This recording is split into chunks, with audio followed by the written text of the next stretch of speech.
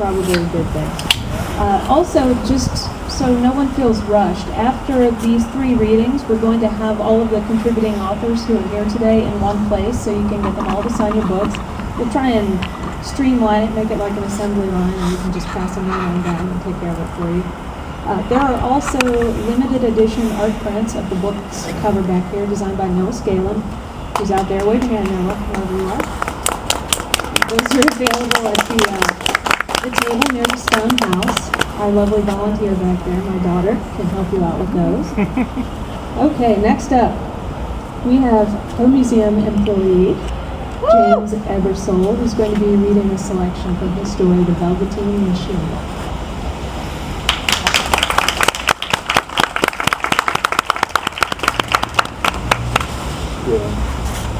Okay, so The Velveteen Machine is a story about a fictional writer trying to write a story for an anthology that was an awful lot like Richmond Macabre.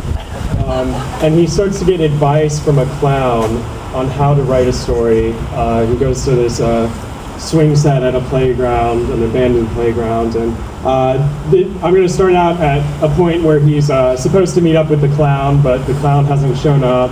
And he wanders into this abandoned building. So that's...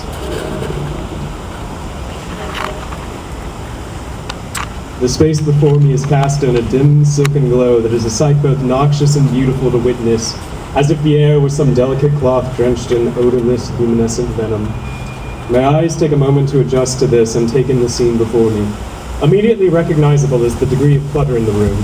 Jumbled about in haphazard stacks is an assortment of musical instruments, makeups, paints, canvases, sketch pads, playing cards, and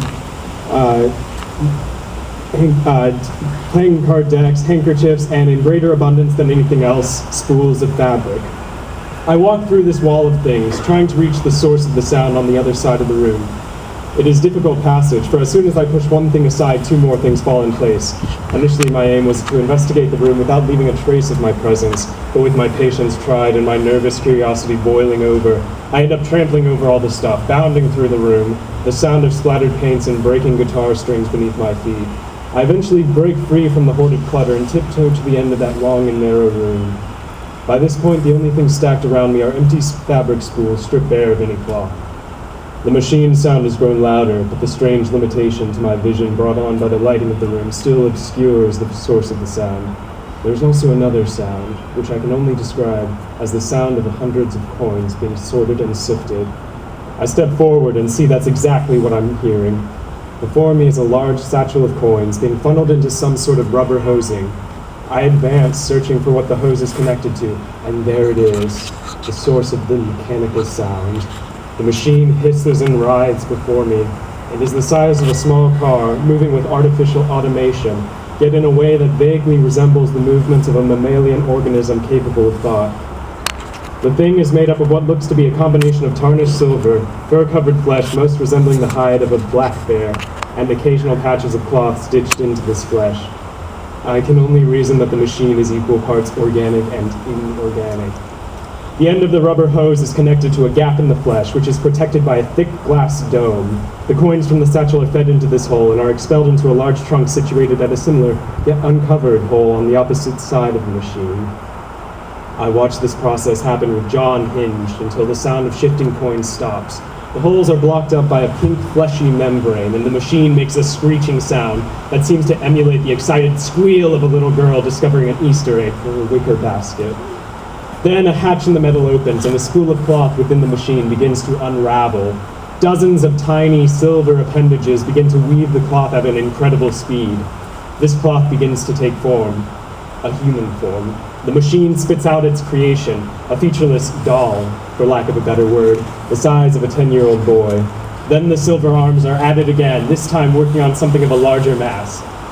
This second creation only takes a few seconds longer than the first, and soon enough the machine unleashes the second form, which has the shape of obese femininity that I immediately recognize as the body shape of my boss's wife. I run from the machine, crossing the room in its sea of clutter. I pass through the doorway into the hall as the sound of coins being sorted resumes behind me. I make it outside and want only to flee from this place, to leave Richmond and never return. but this desire comes too late. He is here, approaching me, rolling up the sleeves of an oversized brown blazer. "You'll have to pardon the lateness of my arrival," the clown says to me in that grandiose way of his. "I've been in Carytown, collecting coins to feed to the Velveteen Machine." The clown shuffles closer to me.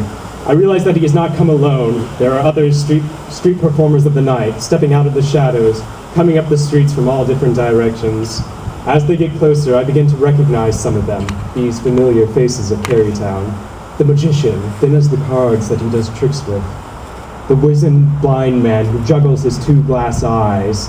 The balding, pot-bellied mime. The girl with no arms who creates paper flowers with her feet. Musicians with banjos, accordions, hammered dulcimers, and 1,000 folk songs in their heads. They begin to converge around the hole in the fence, cross through and approach us like a slow marching parade. The clown puts his hands on my shoulder. I stagger back from the touch of his sticky hands. "Judging from where you just came from, I take it you and the machine have already met." "Good. We've been waiting a long time for someone new, someone like you. The machine has expressed much interest in the prospect, right from the start. We all have." I feel a dozen pair of arms and a single pair of feet, lifting me up from the ground, stifling my struggles to break free, carrying me to the swing set. "And now the time has come for you to leave behind this pitiful day by day, job by job life of yours to become something new, something anti-human. Stop squirming now, you can't escape this. You have been shackled to this one purpose since the first time you shed all human inhibitions and tasted the nightmare of the truth, that first night on the swings. I would even say you were born for this, if not for the fact that you never should have been born at all. No one should have. This is something we aim to correct." I'm forced into the swing opposite my usual, the one rendered unusable by the fallen tree. The many hands hold me down and begin to rock me around. "Swing from me, rider! Swing, swing, and let it all slip away. Let yourself slip away. Let the rapids of terror of being undone engulf you, and may they wash you out to that tranquil, still, dark sea beyond, whose waves whisper all the truths of this hideous, twisting universe." I'm forced to swing, a multitude of sticky hands pushing my back, propelling me further and further up. I realize I am getting closer to the tree branch with each swing, but the moment of impact never comes, and the tree branch begins to float away, beyond the rusted metal flame, drifting off into the night. The stars begin to blur together, and all the faces of the mimes and musicians and freaks all slip away. Once more I am there, immersed in that perfect and joyous horror. Only this time it is not the stories of a clown taking me there, but the constant whispers of the Velveteen Machine as its creaking voice begins to undo me and weave me into something new. Thank you.